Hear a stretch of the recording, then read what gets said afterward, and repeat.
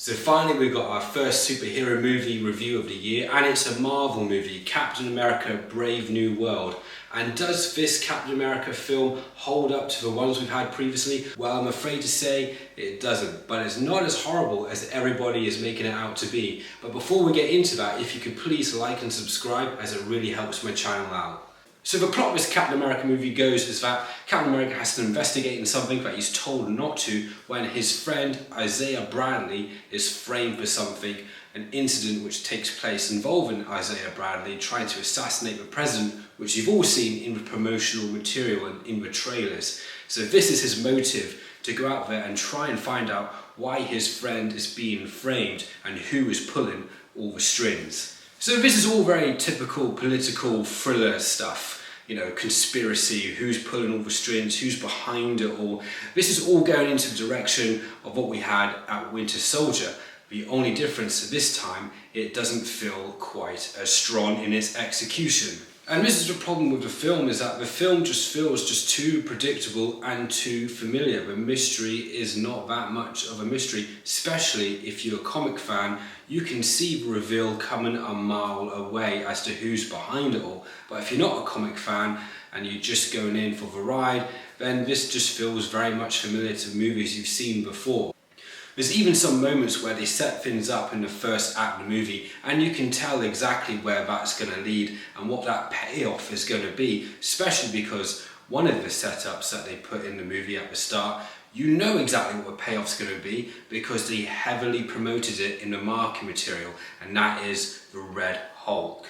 But if you're expecting lots of Red Hulk action in this movie, then you're going to be surely disappointed, as there really is not a lot of it. But that action sequence that we do get with the Red Hulk is okay. It is pretty good. It is quite a lot of fun to see a Hulk running around rampaging again. That's something that's been surely lacking from the MCU as of lately. So it's nice to get that again at least, even if it's only 4 minutes long.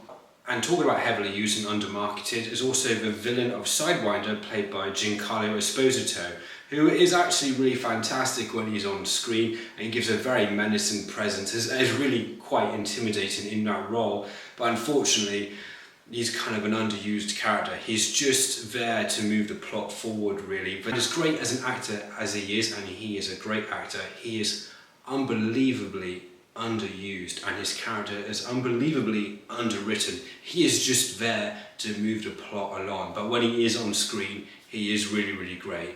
And I'm just really upset that this is the role they gave him in the MCU.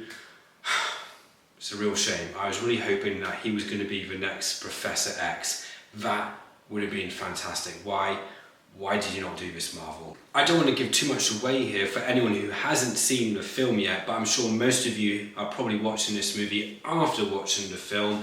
However, it is really great to see them finally pay something off that they set up in MCU Phase 1. It's just a shame that the payoff for that wasn't as great as we hoped it to be. I also wasn't too impressed in how that villain actually looked on screen. They didn't have that really crazy exaggerated look that they have in the comics. Sadly, that villain had been toned down slightly for the big screen debut, which was a shame. So one thing I noticed in this film is that there's a lot of use of exposition when it comes to the dialogue in this movie, way more than you usually get in a film like this, and some of the dialogue in places just feels really kind of clunky anyway. But yeah, for a film like this, there's a lot of use of exposition in this movie to a point it just gets really annoying, and the characters are just telling each other information just for us to know and to move the plot forward, where at times they didn't have to tell us. We could have figured it out anyway. It's not a very complicated film, or there could have been a scene showing us that. Just very simple film basic stuff here, people. You show, don't always have to tell. And then unfortunately, there's a lot of telling. So there is a lot of action in this movie, way more than I thought there actually would be, and maybe that's just to distract the audience from all the problems that the film is having. But yes, there is a lot of action sequences in this film, and some of them do remind me of the Captain America Winter Soldier movie. There are some sequences where you're just getting hand-to-hand combat on screen, captured on camera, but also there's some sequences where you're getting that, but also a lot of CGI mixed into those sequences as well, because this Captain America has a set of wings and he uses them in his fighting against the villains of the film. And of course the sequence that we have between Captain America and Red Hulk, obviously that uses a lot of CGI, and in that sequence I was surprised that, you know, Captain America had not taken the super soldier serum, because there's some moments where he's having that fight with Hulk and you're thinking, are you sure he didn't take the super serum, because that looked like it hurt a lot. There was no point while watching this movie that I was missing Steve Rogers, Captain America, played by Chris Evans. I'm very happy watching Anthony Mackie as the new Captain America and taking the lead, and like I said, he's got a 7 wins and does some pretty cool moves with the shield combined with the wings. I love all that stuff. There's some really great moments. But I just wish they gave him a better film to work with here. I just really didn't feel they gave him a great film for his Captain America to really shine. And it does say that Captain America will return. Obviously that's going to be in other Marvel movies like the Avengers. We got a big Avengers movie coming out next year, but I just hope they give him another standalone Captain America movie for him to work on and to keep developing that character and give more time for his Captain America to really shine and stand apart from the Chris Evans one that we had previously. But I really love his performance and I really look forward to seeing more of his Captain America in future movies. But Harrison Ford playing President Ross is a bit of a no-brainer. He's played a president before.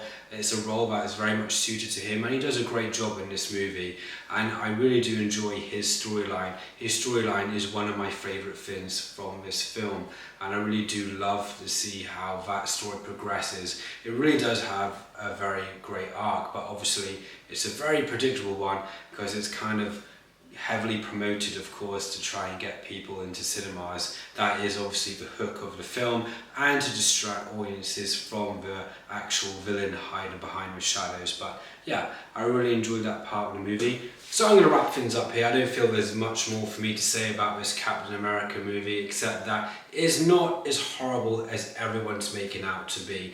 It's fine. It's just a kind of watered down version of what we had before, and that's the problem. This movie could have been something better than what we got.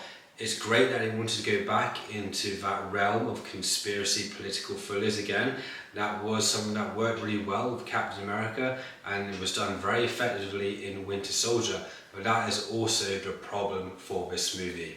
Anyway, if you made it to the end of the video, I just want to say thank you for watching. If you could please like and subscribe, and I shall see you in the next one.